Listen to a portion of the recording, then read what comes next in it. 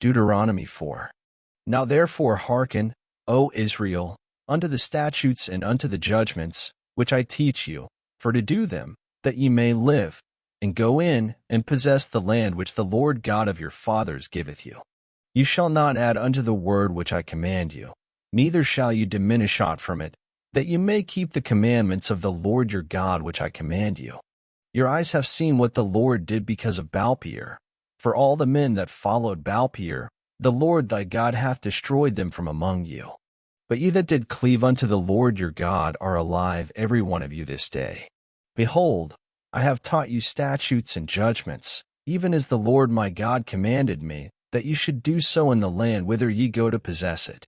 Keep therefore and do them, for this is your wisdom and your understanding in the sight of the nations, which shall hear all these statutes, and say, Surely this great nation is a wise and understanding people.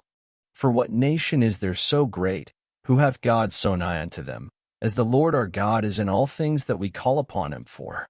And what nation is there so great, that hath statutes and judgments so righteous as all this law, which I set before you this day? Only take heed to thyself, and keep thy soul diligently, lest thou forget the things which thine eyes have seen, and lest they depart from thy heart all the days of thy life, but teach them thy sons and thy sons' sons. Especially the day that thou stoodest before the Lord thy God in Horeb, when the Lord said unto me, Gather me the people together, and I will make them hear my words, that they may learn to fear me all the days that they shall live upon the earth, and that they may teach their children. And he came near, and stood under the mountain, and the mountain burned with fire unto the midst of heaven, with darkness, clouds, and thick darkness. And the Lord spake unto you out of the midst of the fire. Ye heard the voice of the words, but saw no similitude, only ye heard a voice. And he declared unto you his covenant, which he commanded you to perform, even 10 commandments, and he wrote them upon 2 tables of stone.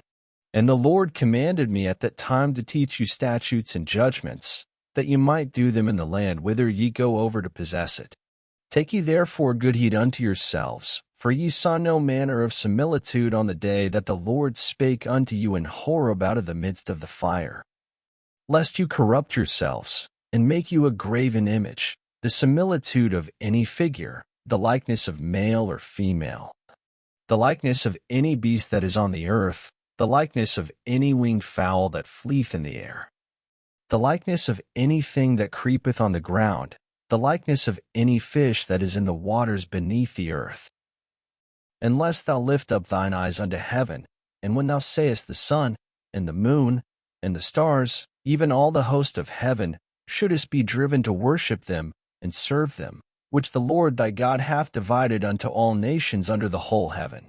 But the Lord hath taken you, and brought you forth out of the iron furnace, even out of Egypt, to be unto him a people of inheritance, as ye are this day. Furthermore the Lord was angry with me for your sakes, and sware that I should not go over Jordan, and that I should not go in unto that good land, which the Lord thy God giveth thee for an inheritance. But I must die in this land. I must not go over Jordan, but you shall go over, and possess that good land. Take heed unto yourselves, lest you forget the covenant of the Lord your God, which he made with you, and make you a graven image, or the likeness of anything, which the Lord thy God hath forbidden thee. For the Lord thy God is a consuming fire, even a jealous God. When thou shalt beget children, and children's children, and you shall have remained long in the land, and shall corrupt yourselves, and make a graven image, or the likeness of anything, and shall do evil in the sight of the Lord thy God, to provoke him to anger. I call heaven and earth to witness against you this day, that you shall soon utterly perish from off the land whereunto ye go over Jordan to possess it. You shall not prolong your days upon it, but shall utterly be destroyed. And the Lord shall scatter you among the nations, and you shall be left few in number among the heathen, whither the Lord shall lead you. And there ye shall serve gods, the work of men's hands, wood and stone, which neither see, nor hear, nor eat, nor smell. But if from thence thou shalt seek the Lord thy God, thou shalt find him, if thou seek him with all thy heart and with all thy soul. when thou art in tribulation, and all these things are come upon thee, even in the latter days, if thou turn to the Lord thy God, and shalt be obedient unto his voice. For the Lord thy God is a merciful God, winky face, he will not forsake thee, neither destroy thee, nor forget the covenant of thy fathers which he sware unto them. For ask now of the days that are past, which were before thee, since the day that God created man upon the earth, and ask from the one side of heaven unto the other, whether there hath been any such thing as this great thing is, or hath been heard like it. Did ever people hear the voice of God speaking out of the midst of the fire, as thou hast heard, and live?